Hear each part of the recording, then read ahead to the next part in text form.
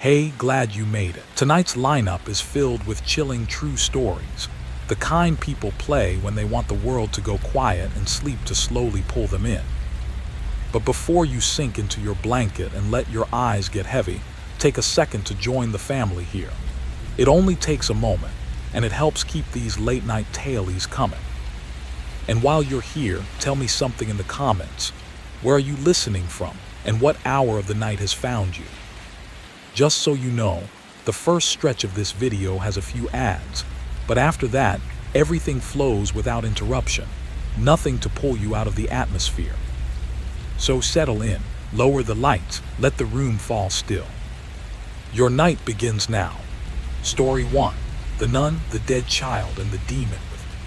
The St. Mary's Sacred Heart Church in Kolkata wasn't just a church, it also had a hostel for nuns.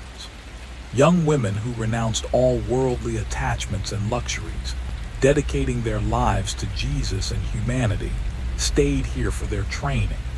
They spent a few years in this hostel, learning everything required to become a nun. Once their training was complete, they were sent to any church associated with the Sacred Heart Society. It was the last Saturday of March. Evening prayer was going on in the church when Mother Superior Agnes, the head of the training center, introduced a 22-year-old girl to the others.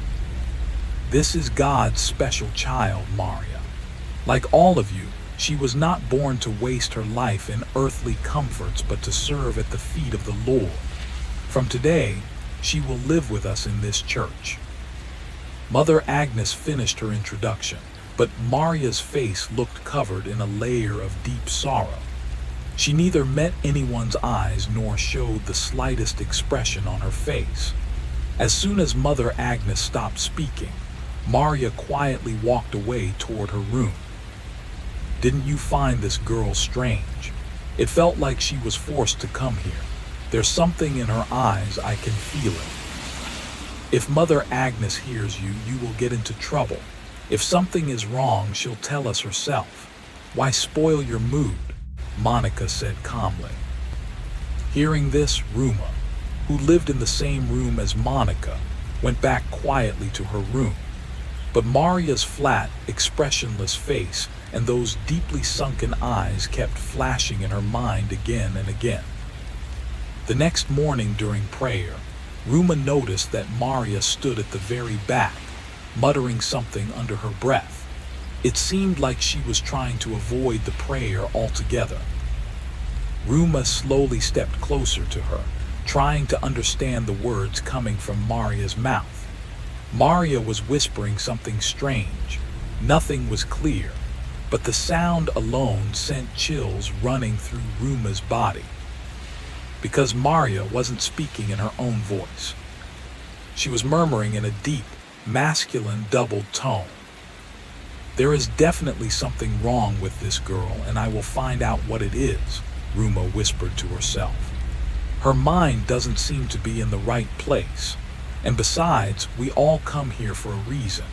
But someone like her, educated, beautiful, she could have had a good life. She could have married anyone. Why would she come here? Ruma's mind was filled with questions, and she was restless for answers. That evening, after prayer, everyone was preparing to sleep, but Ruma had something else in mind. Once all the girls had fallen asleep, she quietly tiptoed toward Maria's room and peeked in through the window. What she saw inside made every hair on her body stand straight. Maria was sitting on a chair, but she wasn't sitting like a normal human being. Her body looked twisted, as if someone had forcefully bent all her limbs and stuffed her onto the chair. Her hands and feet were tangled unnaturally. Her neck was turned to the opposite side. She looked less like a person and more like a rubber doll thrown in a corner. Suddenly, Maria snapped her neck around toward Ruma. And this time, Ruma screamed in pure terror. The area around Maria's eyes had turned into deep, pitch-black hollows. Her hair was scattered wildly across her face, and her teeth, oh God, Her teeth were so black it seemed as if someone had put burning coal inside her mouth. Ruma's blood-curdling scream brought Mother Agnes and all the other girls running. They found Ruma collapsed on the floor, gasping for breath. "What are you doing here? What happened?" Mother Agnes asked. Ruma weakly pointed toward Maria's room. Seeing Ruma's condition, Mother Agnes leaned toward the window and looked inside, and even she froze in horror. "Oh Jesus, what is this?" she whispered. "Stay here, all of you." Holding the cross tightly in her hand, Mother Agnes stepped toward Maria's door. As soon as she took a few steps forward, Maria suddenly leaped out of the chair and landed on the floor. She began to growl like a wild animal and glared at Mother Agnes with an unblinking stare. Agnes slowly stepped toward Maria, holding the cross tightly in her hand. But suddenly, the cross slipped from her fingers and fell to the floor. The very next moment, Maria's pupils turned pitch black. Her fingers twisted backward with a cracking sound, and like a beast, she leaped onto Mother Agnes and bit into the flesh of her arm. She stood there, chewing Agnes's flesh like some demon, while Mother Agnes screamed in unbearable pain. After the attack, Maria calmly walked back to the chair and sat down, muttering in a strange voice. The sound coming from her mouth felt as if 2 or 3 people were speaking at the same time. Hearing the screams, the priests living in the church rushed in. Shocked by the state of Mother Agnes, they took her out immediately. Maria looked unusually calm now, and taking advantage of the moment, they locked her inside her room. Everyone was horrified by what they had witnessed. Fear spread among the other girls. Father Steve understood that this was not the work of any human force. This was something dark, something unholy. He warned the girls to stay away from Maria's room and pressed a cross to his forehead, whispering prayers. The next morning was prayer time. Father gathered all the nuns outside Maria's door and told them to pray together. Holding holy water in his hand, he entered the room. On one side, the nuns continued praying nonstop, and on the other, Father moved closer to Maria, chanting and sprinkling holy water.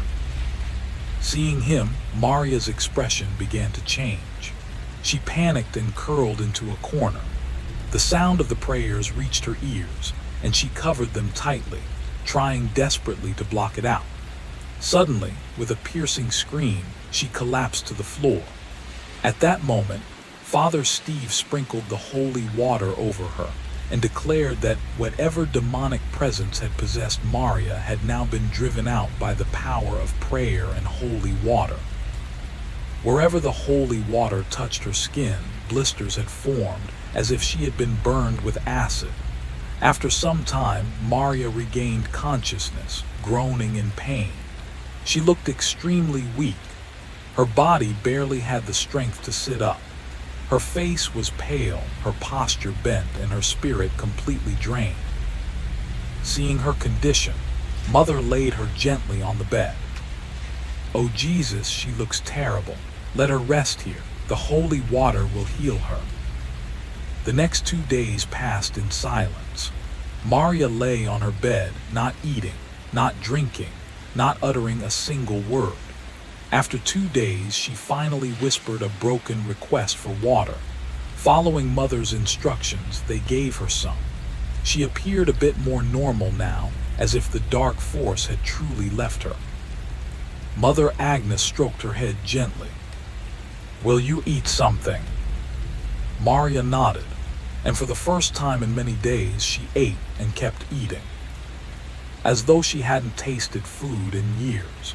But as the minutes passed, the way she ate began to change. Her entire mouth became smeared with food.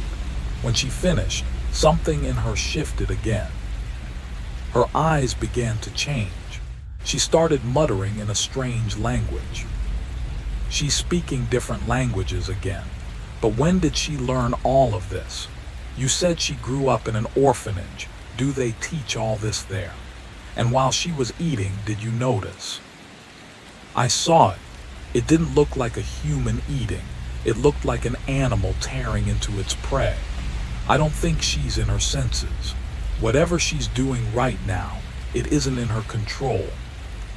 Before anyone could act, Maria suddenly became normal again, as if she had no memory of what had happened moments earlier. With time, Maria's behavior was becoming stranger and more unpredictable. Mother Agnes and Father Steve finally realized that they could no longer handle her. They had to keep her here until Friday. Only Father Edmund could do something now. 3 days later, on Friday, Father Edmund arrived. Late at night, after everyone had fallen asleep, the exorcism, the ritual of deliverance, began. Maria was tied to a chair. Crosses were placed all around her. Candles were lit. Holy water was sprinkled, and the Father began chanting. Maria's pupils turned black once again. A demonic smile stretched across her face. She began speaking in multiple languages. Sometimes the soft voice of a child echoed from her mouth. Sometimes a deep, cracking voice of a grown man. As the Father continued chanting, Maria's expression twisted with anger. Suddenly, she screamed, and all the candles around her went out at once. The Father then noticed the floor between Maria and the cross beginning to crack open. Maria shrieked wildly, her scream so piercing that no one could bear it. Her body began to stiffen unnaturally. At that same moment, Mother Agnes's eyes suddenly turned pitch black. "Ah, leave me. I'll tell everything." This all began a year ago. Maria never wanted to become a nun. She wanted to get married, start a happy life. Every Sunday she came to the city church to sing hymns in her melodious voice. Seeing a beautiful, cheerful girl like her, the young Father Neil couldn't control his heart. He forgot that he had vowed to dedicate his entire life to the church. Slowly, they began speaking, and in the heat of youth, they got into a relationship. For both Maria and Neil, making this relationship public was impossible. A father takes a vow of lifelong celibacy. If the society found out, it would become a scandal. The church's reputation would be destroyed. So he wanted to fix his mistake. That day when Maria came for prayer, she told him she was 4 months pregnant. Father Neil felt the ground slip from under his feet. He couldn't accept the child, but Maria was adamant. She said she would bring her baby into the world no matter what. When she wouldn't listen, Neil came to me and told me everything. He asked for help. I promised him I would. But first, it was necessary to convince Maria to get rid of the child. It was midnight. A terrible storm raged outside. Maria had gone into labor. Only 3 people were inside the city church that night: Father Neil, Maria, and Nurse Julie. I was the one who told Julie to reach the city church. "Julie is here, right? Don't worry, she'll take care of everything." "Yes, she's here, but Maria's condition is getting worse. I don't know what to do if anything happens to her." We gave her medicines to induce early labor. In such cases, the patient's condition always worsens.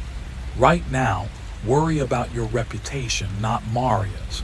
And if she dies, good. It will make things easier for you. Your path will clear on its own. Around 2:00 a.m., the child was born. By then, I had also reached the city holy church. Maria's condition was terrible. "Your baby died the moment he was born. I'm sorry." The moment the nurse said this, Maria began screaming and crying uncontrollably. I signaled to the nurse, and she carried the baby out to the graveyard behind the church. Neil was trying to calm Maria, and at that very moment, the 2 of us dug a hole and buried Maria's living child. We thought everything, the child and the truth, had been buried forever. But truth, it never stays hidden. Seeing Maria crying in madness, Neil completely lost his temper. What is this crying for? Even if he had lived, what would you have gained? Now live in peace and let me live too. Do you realize that if I hadn't taken this decision, both our lives would have been ruined? What did you do to my baby? Tell me the truth. Did that nurse lie to me? Yes, we lied to you. And now it's better if you keep your mouth shut. Maria cried for hours, but nothing could be done now. She knew that Father Neil was seen as a saint by everyone. Even if she screamed the truth, no one would believe her, and she had no proof left anymore. Maria became silent. A girl who once talked all day now spent nights going to the graveyard and screaming in unbearable grief. Then one day, she stopped going to the graveyard. One day she called me and said she wanted to become a nun. At first, I tried to explain things to her, but she was stubborn. Neil's betrayal had shattered her completely. She no longer wanted any relationship with anyone in this world, so I brought her here with me. Call Neil, otherwise Maria won't survive this. Father sprinkled holy water on Maria and recited prayers. Maria blamed herself for her child's death. That guilt had hollowed her out from within. In the dead of night, calling out to her dead baby in the graveyard had invited dark spirits. Those spirits took hold of her body, including the restless soul of her little child, who now wanted revenge. Father Edmund intensified the exorcism. He kept sprinkling holy water over her, chanting faster and faster. Stop. Maria screamed as she twisted her arm backwards with brutal force. The bones snapped. Her spine-chilling shriek shook everyone to the core. Call Neil. Father signaled for Father Neil, and moments later, Neil arrived.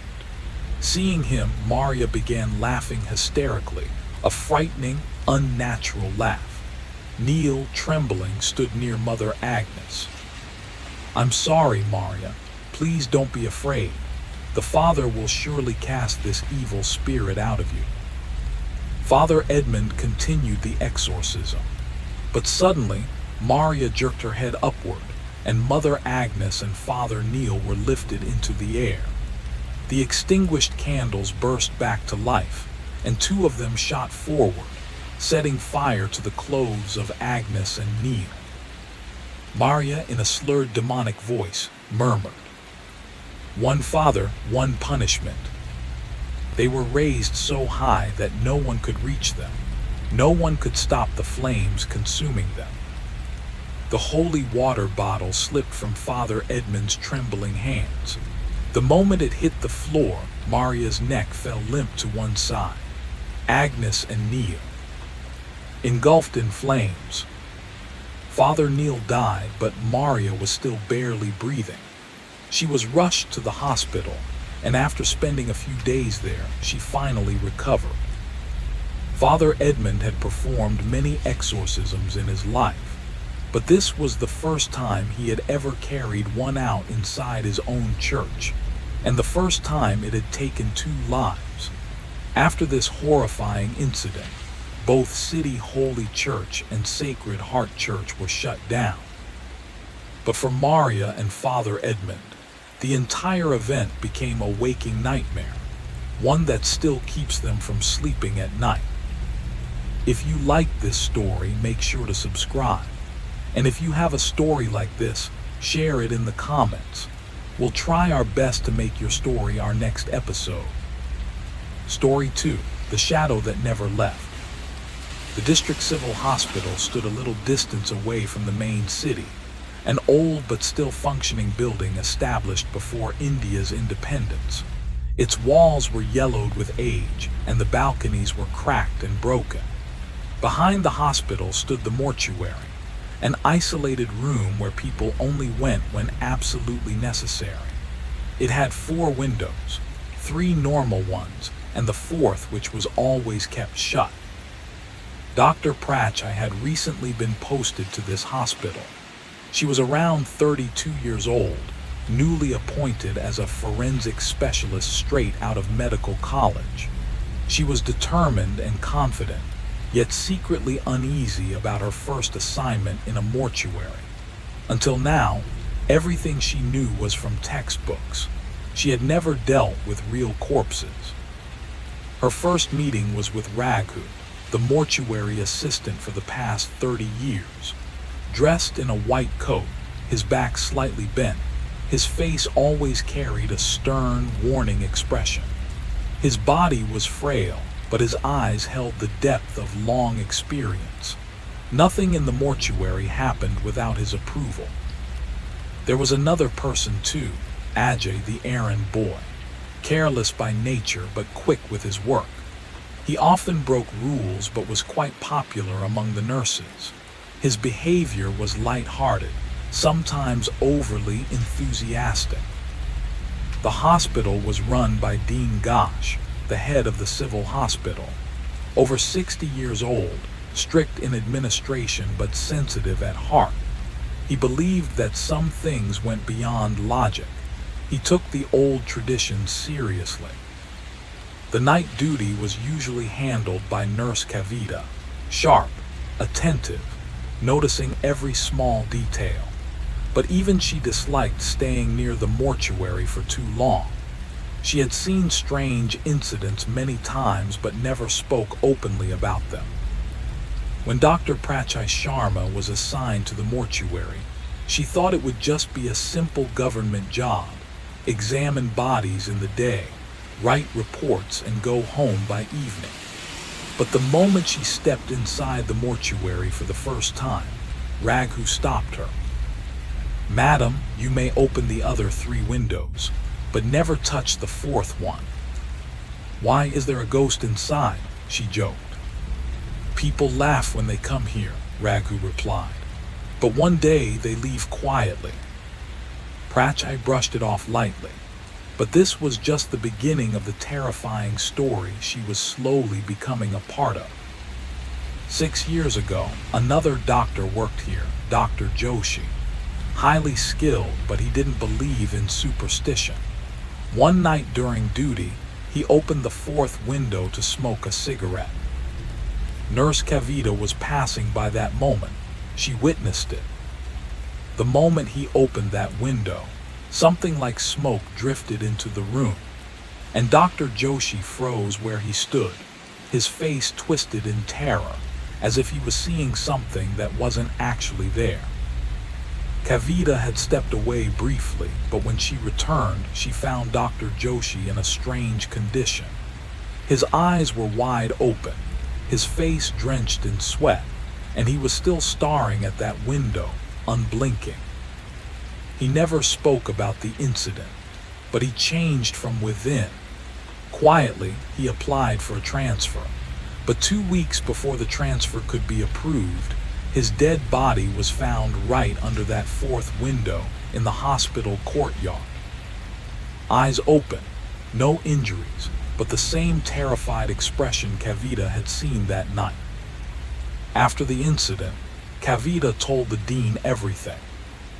2 weeks ago, Sir Joshi was on night duty. I was heading to the washroom when I saw him open the 4th window and light a cigarette. When I came back, he was sitting on the floor, trembling, soaked in sweat, staring at that same window. And at that moment, the Hospital, the administration issued an order that the 4th window of the mortuary must always remain shut. Pratchett continued her daily routine, doing her duty, preparing reports and returning home on time. To her, the 4th window was just a closed corner. No questions, no curiosity. But one day, due to a lack of space during a post-mortem, she unknowingly placed a table right in front of that 4th window. A fresh body was laid on it. She had no idea that this small mistake would open the door to a terrifying night. That night was the new moon. Pratch was alone on duty inside the mortuary when suddenly, the lights began flickering violently. Why are the lights flickering so much? Even the generator is running. Raghu, who was sitting near the door, walked in and slowly said, "Madam, tonight is the new moon, and you placed a table right in front of the fourth window." For the first time, Pratchai felt a chill of fear. She glanced around, suddenly uneasy. Around 2 a.m., in the deep silence of the mortuary, a strange rattling sound echoed, like someone dragging their fingers across iron bars. Pratchett slowly turned, her eyes landing on the fourth window. She saw the iron bars of the window bending, ever so slightly, as though someone outside was gripping them and pulling. "Who's there? Who's out there?" She peered through the window, but no one was visible, only thick fog, illuminated by a faint yellow glow, as if a candle were burning somewhere unseen. Sweat trickled down her face, but she stood still, silently, without moving. A gust of cold air swept in. The sheet covering the corpse fluttered violently. Pratchai did not sleep the rest of the night. Her eyes remained fixed on the window until dawn. For the first time, she felt it. There is something here, watching us all the time. The next day, her mind flooded with questions. She called Raghu over. "Raghu, you warned me about the fourth window earlier. Something strange happened last night. Do you really know something?" "Madam, anyone who takes that window lightly, it hurts them. Do you remember Dr. Joshi, the one who suddenly disappeared 2 years ago?" "He didn't disappear, madam. He was taken. I saw it happen that night. He opened that window to smoke, and 2 weeks later he was dead." Pratchai still didn't fully believe him, but now she needed answers. She went straight to Dean Gosh's cabin. "Sir, can you please tell me the real story behind the fourth window? Did something actually happen?" "You've asked at the right time, Dr. Pratch, but what you learn won't be easy to accept." He stood up, walked toward his own window, and stared outside, as though remembering something painful. Then he spoke. "No bodies were ever placed under that fourth window. But 8 years ago, a case came in, a girl named Nidhai. She had been raped and murdered. When her body arrived, her face was so disfigured the family couldn't recognize her. They left without performing the last rites, so her body was placed on the table beneath that window." "And then what happened?" Pratchett asked quietly. "The next day, the doctor on duty vanished.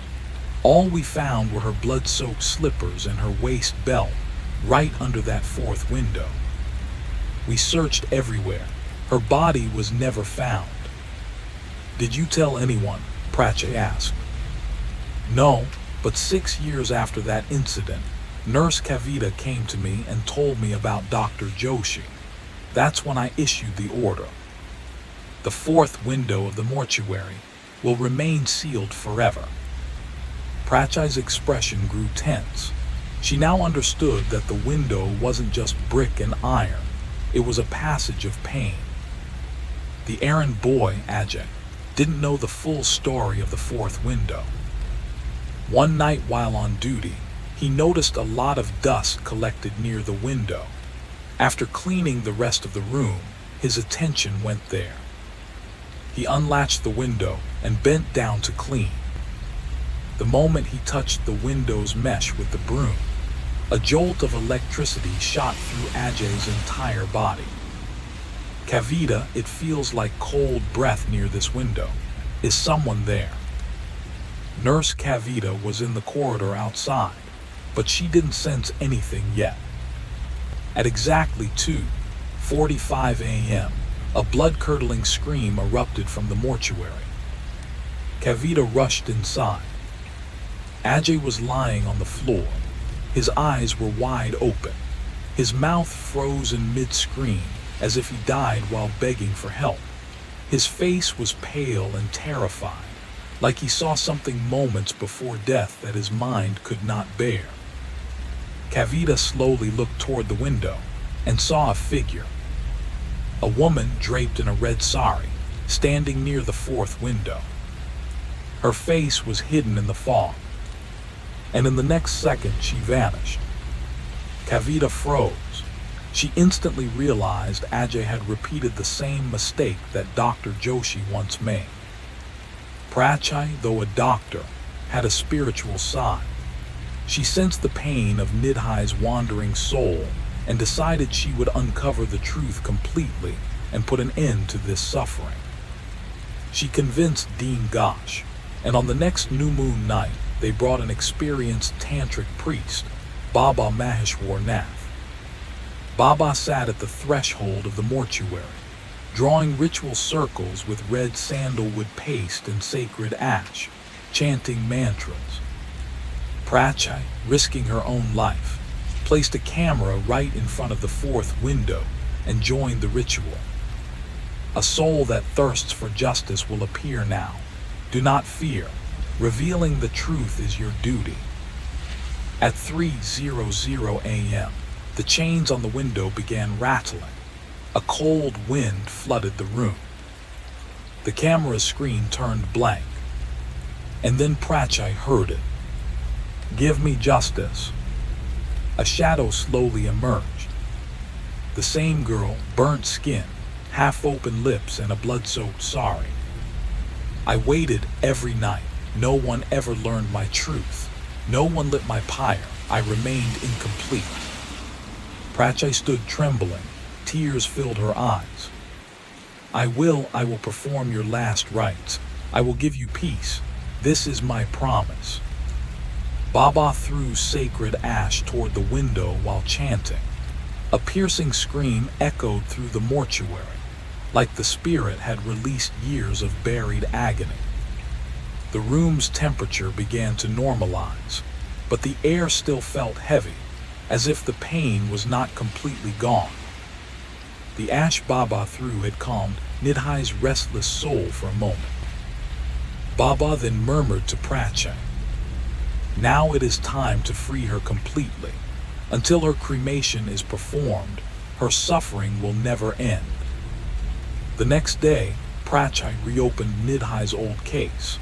Through DNA tests and hospital records, she finally tracked down Nidhai's family. When they heard the truth, tears streamed down their faces. They had long lost hope that their daughter's soul would ever find peace. Baba handed them the sacred ash from the ritual. "These are her remains now. Perform the final rites properly and release her soul." A week later, Nidhai's cremation was done with full traditional rituals on the banks of the Ganges. That night, the fourth window of the mortuary shut on its own. For the first time, there were no tapping fingers, no shadowy figure. The air was calm, filled with an unfamiliar peace, as though someone had finally embraced a soul that had cried for years. The hospital administration placed a lock on the window and hung a picture of a goddess over it. Even today, people say some spirits continue to wander until they receive justice. And the fourth window was not just a window. It was the echo of her final cry.